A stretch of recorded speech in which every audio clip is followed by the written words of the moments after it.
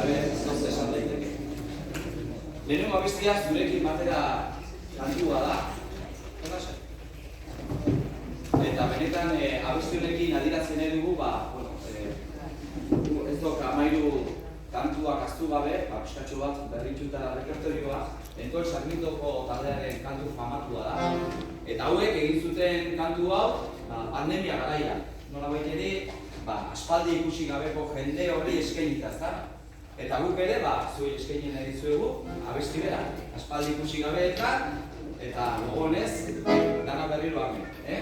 Eta bide batez, guk taldean ere baten batzuk lankide lagunak eta joan zaizkigu, Gerra, Consuelo, eta Juanjo, eta horiekiko ere badako horritzamen gutxu bat ere bai.